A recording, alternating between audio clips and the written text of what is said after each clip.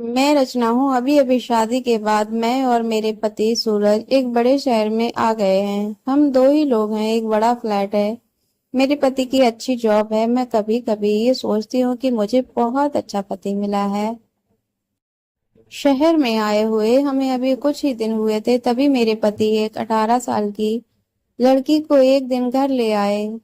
कहा कि ये गरीब है, इसे काम की जरूरत है। मैंने कहा ऐसा क्या काम है हम दोनों के बीच, मैं अकेली कर सकती हूँ। लेकिन उन्होंने बोला ये यहीं रहेगी और कुछ काम करेगी। मैंने बोला ठीक है, किसी अजनबी जवान लड़की को इस तरह अपने घर में रखना मुझे कुछ समझ नहीं आया।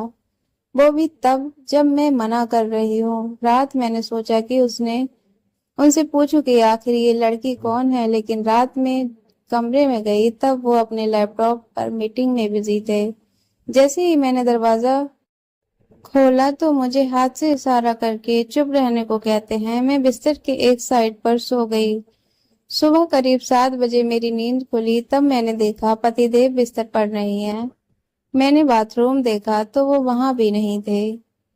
दरवाजे के पास जाकर जब मैंने किचन में देखा तो मेरे पति हाथ में पैसे लिए उस लड़की को दे रहे थे और वो लड़की रो रही थी। वो उसे चुप भी करा रहे थे। पैसे देखकर वो मुझसे मिले बगैर बाहर मेन डोर से निकल गए।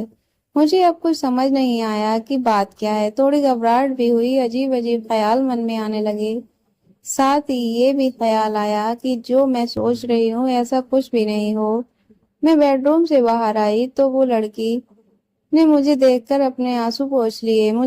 मुझे देखते ही वो बोली, मैडम साहब बोलकर गए हैं कि आज वो शहर से बाहर जा रहे हैं मीटिंग के लिए, कल शाम तक आएंगे। आप सो रही थी इसीलिए आपको उठाया नहीं। मुझे कहा कि आपको बता दें, मुझे उससे बात करने का बिल्कुल भी मन नहीं था, इसलिए मैंने उसकी तरफ देखा भी नहीं। बस अब मैं अपने बेडरूम में बैठी कुछ कुछ सोचने लगी। शादी को अभी 1 महीना ही हुआ है और मैं उनके बारे में ना जाने क्या क्या सोचने लगी।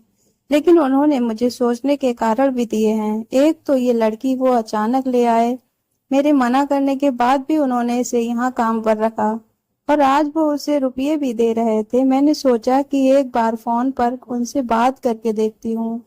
मैंने उन्हें फोन लगाया पर उनका फोन स्विच ऑफ बता रहा था। ये पहली बार था जब ऐसा हुआ था कि उनका फोन बंद है। अब मेरा सर और चकरा गया। इतने में वो लड़की रूम में चाय लेकर आती है।